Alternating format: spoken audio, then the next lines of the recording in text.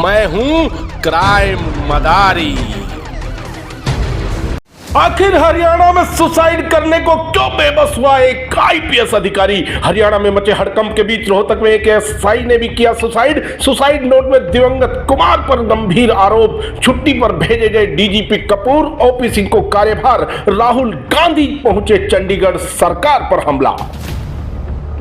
हरियाणा में आईपीएस अधिकारी वाई पूरण कुमार द्वारा आत्महत्या करने के मामले ने पूरे सिस्टम को झकझोर दिया है। 52 वर्षीय आईपीएस कुमार ने अपने चंडीगढ़ स्थित घर पर खुद को गोली मार ली थी, लेकिन पीछे छोड़ गए जातीय उत्पीड़न और मानसिक प्रताड़ना के आरोपों से भरा ये 9 पन्नों का एक सुसाइड नोट। इस सुसाइड नोट में आईपीएस ने हरियाणा के डीजीपी शत्रुजीत कपूर सहित 15 उच्च अधिकारियों के बकायदा नाम लिखकर उन्हें प्रताड़ना के लिए जिम्मेदार ठहराया है, जिसके बाद डीजीपी को छुट्टी पर भेज दिया और उनका कार्यभार वरिष्ठ आईपीएस अधिकारी ओपी सिंह को सौंपा है।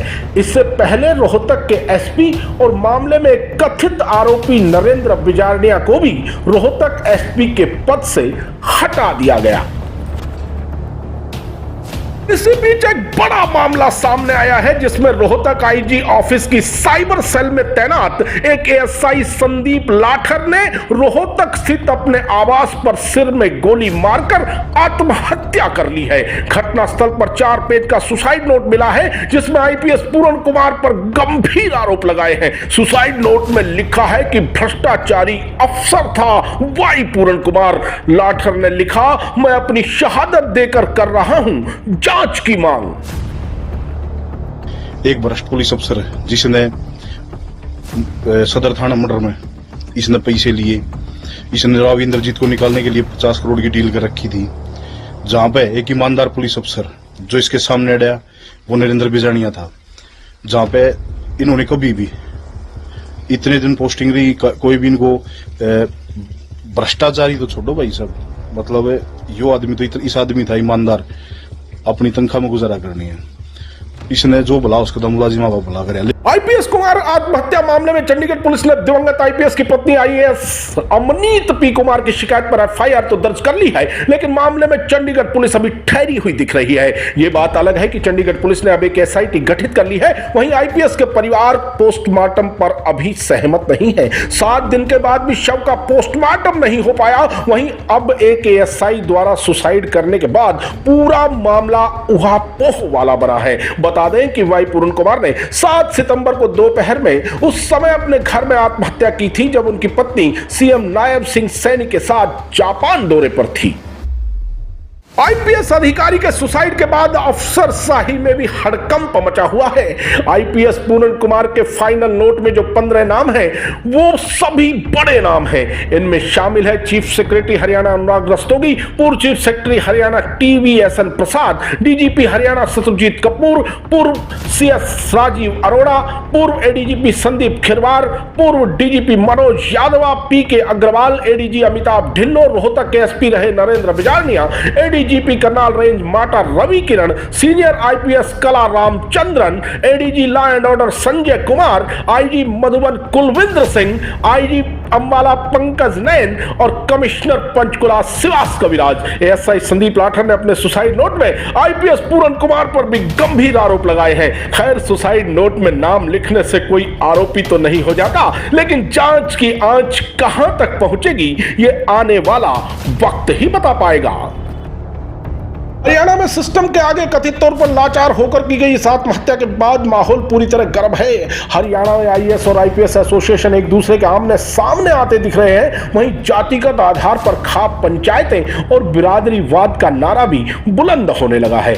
आईएएस एसोसिएशन ने आईएएस अमनीत पी कुमार को समर्थन देते हुए सरकार से न्याय की मांग की है। इसके साथ ही मुद्दे को लेकर प्रदेश में राजनीति भी गर्मा गई है। मंगलवार को आईपीएस सुसाइड मामले में चंडीगढ़ पहुंचे कांग्रेस नेता राहुल गांधी ने साफ कहा कि सरकार तमाशा बंद करे और मृतक के परिवार पर प्रेशर न डालकर आरोपी अफसरों को अरेस्ट करे। राहुल ने पीएम से भी एक्शन लेने की बात कही। तमाशा आप बंद करिए। तो ये क्लियर मैसेज मैं प्रधानमंत्री को देना चाहता हूं, हरियाणा के चीफ मिनिस्टर को देना चाहता हूं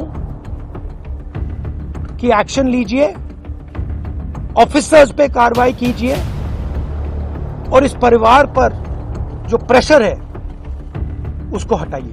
इधर खाद्य प्रसंस्करण मंत्री चिराग पासवान ने चंडीगढ़ में आईपीएस पूरन कुमार के घर जाकर उनके परिवार से मुलाकात की और जातिगत भेदभाव का मुद्दा उठाया। इस पूर्व हरियाणा के सीएम नायब सिंह सैनी ने परिजनों को न्याय का आश्वासन देते हुए कहा था कि दोषी को बख्शा नहीं जाएगा। सरकार से ये विश्वास लेकर ये विश्वास दिलाने में आया हूं परिवार को कि हर वो मांग जो परिवार रखता है वो पूरी की जाएगी और ये जल्द कार्रवाई होगी बिना किसी विलंब। साहिबान, एक सीनियर आईपीएस अफसर वाई पूरन कुमार द्वारा आत्महत्या मामले में जहां पूरे प्रदेश में हड़कंप मचा है, वहीं इस बीच दिवंगत आईपीएस पर गंभीर आरोप लगाकर एक एएसआई ने भी सुसाइड कर लिया। उसने अपने सुसाइड को शहादत का नाम देकर जांच की मांग की है। आईपीएस के शव का 7 दिन बाद भी नहीं हो पाया है पोस्टमार्टम, वहीं डीजीपी को छुट्टी पर भेज दिया। लेकिन सवाल अभी भी बड़ा अहम है कि आखिर इतने बड़े सीनियर आईपीएस ऑफिसर ने किस बात से बेबस होकर आत्महत्या की। इस बीच एक एसआई द्वारा आईपीएस पर गंभीर आरोप लगा सुसाइड करने के बाद आग में घी जैसा काम हो गया है। अब ऐसे में सब कुछ टिका है पारदर्शी जांच, और जांच के बाद ही हो पाएगा दूध का दूध और पानी का पानी।